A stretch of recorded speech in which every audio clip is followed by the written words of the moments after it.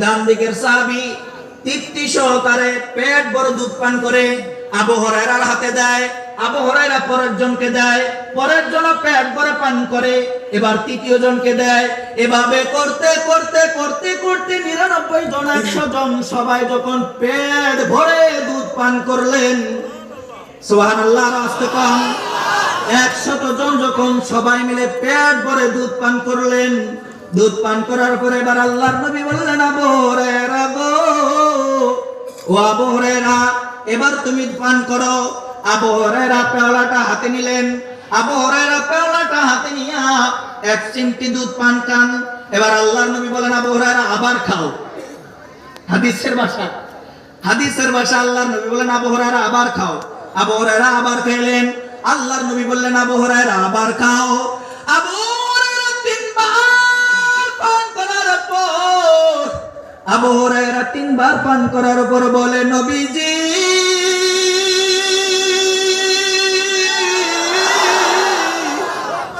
ও আল্লাহর নবী, আমি আবু হুরায়রার পেটে আর বিন্দু পরিমাণ জায়গা নাই, আমি আবু হুরায়রার পেটে আর জায়গা নাই। নবীজি গো, আমার পক্ষে আর পান করা সম্ভব হবে না, আমার পক্ষে আর দুধ খাওয়া সম্ভব হবে না। আল্লাহর নবী এবার আবু হুরায়রা থেকে দুধের পেয়ালাটা হাতে নিয়া আল্লাহর নবী বিসমিল্লাহ বলে পুরা দুধের পেয়ালা খালি করে দিলেন। আমি একটু আপনাদেরকে এই ঘটনা থেকে যেটা বুঝাইতে চাইছি, বুঝে যদি থাকেন মেহেরবানি করে আওয়াজ করে উত্তরটা দিবেন। এক পেয়ালা দুধ 102 জনে পান করলো। বলেন তো, এক পেয়ালা দুধের ভিতরে বরকত দিলেন যিনি, তিনি কে? আর জোরে বলেন, তিনি কে? আর হয় না একটা শাহাদাত আঙ্গুলটা উঁচু করে বলেন, তিনি কে? একবার ডাক দেন না সুবহানাল্লাহ। আর জোরে বলেন আলহামদুলিল্লাহ। হাতটা উঁচু করে বলেন আল্লাহু আকবার। আর জোরে বলেন আল্লাহু আকবার। বলেন তো, এই দুধের ভিতর বরকত দিবেন কে? ওই আল্লাহ আছে না নাই? আর জোরে বলেন আছে না নাই? বুড়া হয়ে গেছে, দুর্বল হয়ে গেছে। আমার আল্লাহ যেমন পূর্বে ছিলেন, আমার আল্লাহ বর্তমানেও তেমন আছেন, আমার আল্লাহ ভবিষ্যতেও তেমন থাকবেন। তোমরা আমার আল্লাহকে দুর্বল ভাবার কোনো সুযোগ নাই। আমার আল্লাহ দুর্বল না, আমার আল্লাহ দুর্বল না। তোমরা যদি মনে করো বাংলার জমিনের মুসলমানদের উপর তোমরা দাদা বাবুরা যা ইচ্ছা তাই করবা, তোমরা ভাবতে পারো বোকার স্বর্গে বাস করো। আমরা মুসলমান আল্লাহর সৈনিক, আমরা মুসলমান আল্লাহর সৈনিক। একবার যদি হুঙ্কার মারলি, তোমাদের দিল্লি তছনছ হয়ে যাবে। তোমাদের দিল্লি তছনছ করতে আমাদের মুসলমানদের 1 মিনিটের সময়। কথা বলেন, মুসলমান রাজপথে জবান খুলে আওয়াজ করে বলেন, তিনি কে? আপনার আমার আল্লাহ আছে না নাই? আর জোরে বলেন আছে না নাই? এ বাবাজি, ইয়ামেন থেকে একটা গোত্র আসছে, আশআরা গোত্রের আবু মুসা আশআরি রাদিয়াল্লাহু তাআলা আনহু, যেই এলাকার বাসিন্দা। কিতাবের ভিতরে, হাদিসের কিতাবের ভিতরে আবু মুসা আশআরির নাম প্রতিটা পৃষ্ঠায় পৃষ্ঠায় পাওয়া যায়। ঠিক নেই হুজুর? প্রতিটা পৃষ্ঠায় পৃষ্ঠায় পাওয়া যায়। এই আবু মুসা আশআরি যেই এলাকার বাসিন্দা, ওই বাসিন্দা থেকে অনেকগুলা মানুষ মদিনায় আসছে। কোথায় আসছে? আরো জোরে বলেন, মদিনায় আসছে। মদিনায় এসে আল্লাহর নবীর হাতে কালেমা পড়ে মুসলমান হয়ে গেছে। কি হয়ে গেছে? আরো জোরে বলেন, কি হয়েছে?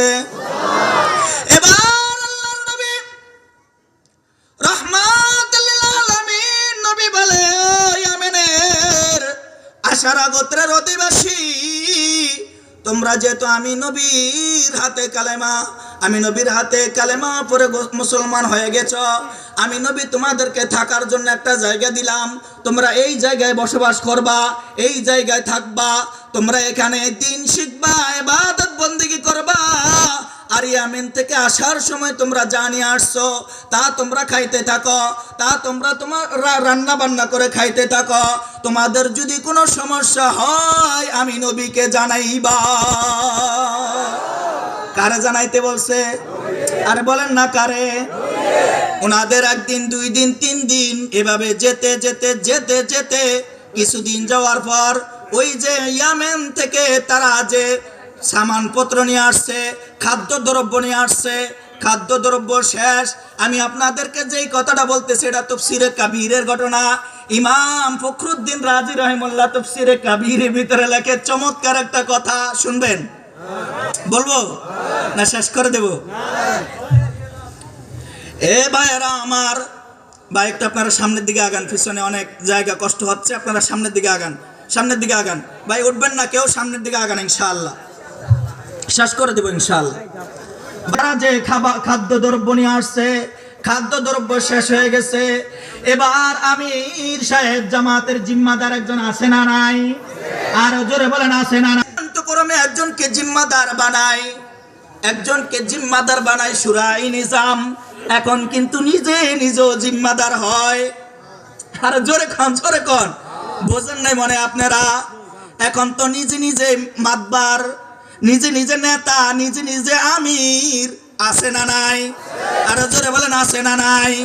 নিজে নিজে আমির হয় যে, নিজে নিজে জিম্মাদার হয় যে, বুঝে থাকবেন, একটা আওয়াজ দিয়ে বলেন ও জিম্মাদার নয়, ওই বাটপার আসল ধোঁকাবাজ, ও বাটপার আসল ধোঁকাবাজ। কথা বলেন ঠিক না বা ঠিক? এ বাবাজি, আমির সাহেব এবার বসে মশওয়ারা করলেন।